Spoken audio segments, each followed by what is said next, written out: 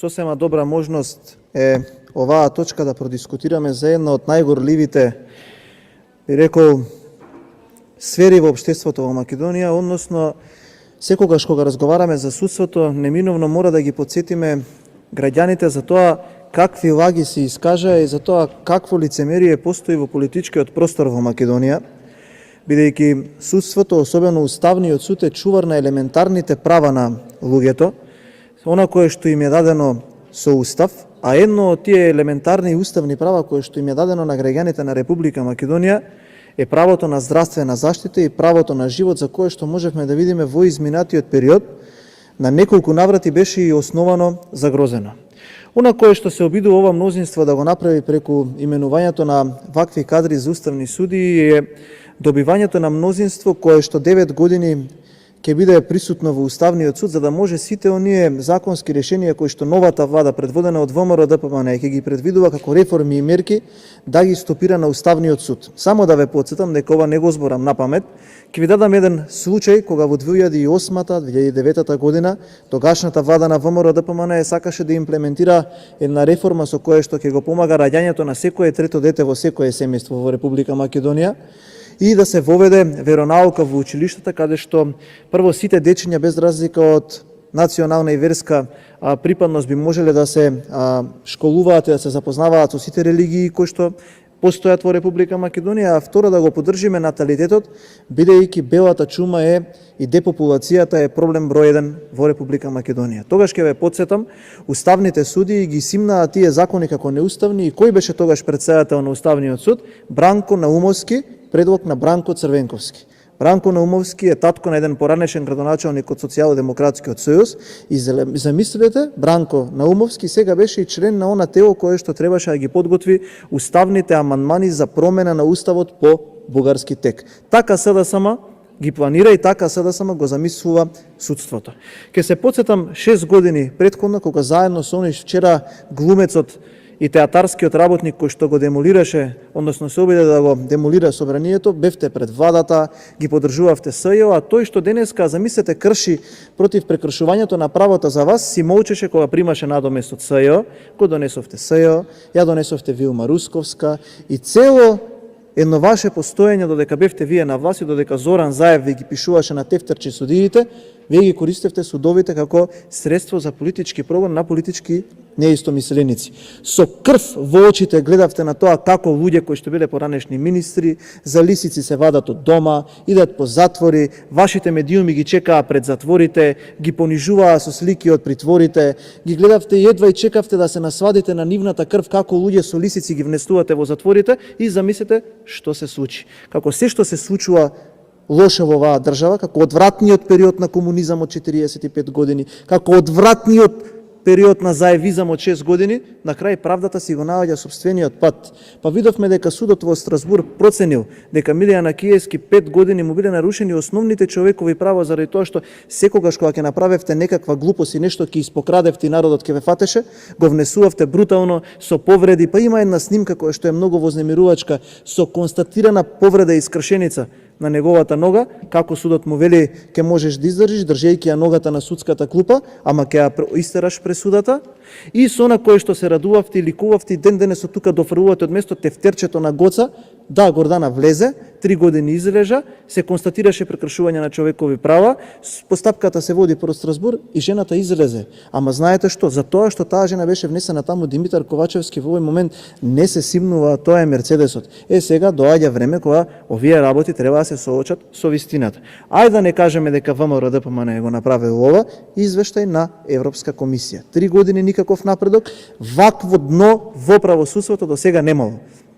Практично се она кое што вие го зборувавте, ви го удрија во лице затоа што сте безобразни, затоа што лажете и затоа што манипулирате. И затоа што велевте нема правда, нема мир. Каде е правдата? Ама мир има. Ама тоа не е само критика кон вас, тоа е критика кон целокупното општество, кое што е толку синтетизирано кога е ВМРО ДПМН на власт. Па прави протести, па излегува пред институциите, ама сега ги нема никаде. Замислете, правевте протести затоа што беше осуден новинарот Кежаровски. Јас нема да навлезам во детали затоа што не ја знам постапката. Ама сега во овој момент има и пресуда кон ИРЛ. Па каде сте да излезете на протести? Излегувавте едно време кога вие бевте влада за загадувањето на животната средина. Каде сте да ги поддржите новинарите од ТРО? Ама ќутите, ама молчите. А знаете зашто? Затоа што историјата е за вашиот поранешен вице-премиер за економски прашања, кој што слободно можам да кажам излезе како најбогатиот енергетски бизнисмен со инсталирана фотонапонска централа во рек Освомеј. Затоа молчите, затоа ве нема никаде. Затоа што ваш пратеник по договорена судска пресуда, дозволи за прв пат да биде срамнето дигнитетот на собранието со нула со тоа што беше осуден пратеник за говор на собраниска говорница. Тоа е вашето петно во правосудството. Еве кидеме и чекор понатака.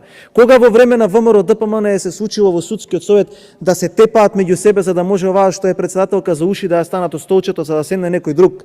И таа после да вели ова е заради политички притисоци. Кога се случило јавен обвинител да е предлог на владеачката партија за уставен судија? Кога се случило тоа? Кога дојдовте вие на власт, тука имаше некои од вас кои што ги гледам, кои што беа тогаш пратеници. Правевте невиден спектакл и хаос во собранието, тогаш судството и обвинителството не беше сјајно, далеку беше од тоа, но имаше 43% поддршка во јавното мислење по анкетите на ИРИ. Сега знаете колку има? 1%. И вие молчите. И вие ќутите. А зошто е тоа така? Затоа што најмолчеливиот, најтивкиот и најколаборационистичкиот јавен обвинител се наоѓа сега. И никогаш нема да има полош јавен обвинител од ова кое што е сега во моментов. Сите оние кои што ви помогнаа, сите оние за кои што ги влечевте луѓето на улица, оние граѓани кои што веруваа во искрена правда дека ќе лежат во затвор, станаа вашите коалициони партнери. Хотелиерот на Поштад ви е главен сојузник. Сите оние кои што велевте дека ќе ги затворите, сега ви се најчести гости на вашата партија. Прашајте го Миле Зечевиќ кој му е омилен хотел во Скопје. Прашајте го Димитар Ковачевски каде е најдоброто кафе во Скопје, нека ви го каже. Ако не сака, јас ќе ви го кажам во наредните седници. Прашајте го како може еден човек кој што има над 20 судски пресуди еден ден да не е влезен во затвор да малтретирате невини луѓе, зашто ви кажува и судот во Страсбур. Па не ви е криво ВМРО ДПМН. Тоа што вие сега го направивте, тоа што вие сега го прикажувате како реформи во правосудството и судството е убедливо најлошото во историјата на постоењето на нашата држава. Заради тоа што нашите меѓународни партнери ви дадоа сериозни и директни индиции со докази за сторен криминал, моравте да затворите двајца генерални секретари. Потоа што направивте? Си донесовте закон и ги пуштивте да шетаат. Велевте пред јавноста Драги Рашковски е во притвора, Драги Рашковски излегуваат фотографии како слободно шета. Сега Драги Рашковски е слободен човек затоа што вие донесовте таков закон. Затоа што тој што се држеше за раката на срцето, што седеше тука и не убедуваше дека има правда за сите, сега е сокриен во југот на Македонија и чека да го стигне тоа што мора да го стигне, а тоа е раката на народот за сите оние балкански методи на преубедување на пратеници или на формулирање на едно нормално секојдневно општество. Тоа што сега се случува во моментот, тоа што вие сакате сега да го направите е грчевит обид за спас или за трговија со правдата на во оваа држава. Споменувате некој поранешен министер за правда како гробар на правосудството. А што е тогаш Бојан Маричич? А што е Крена Ролога кој што нескриено и самиот си кажува и можете да го запрашате секаде во период каде што живее дека координира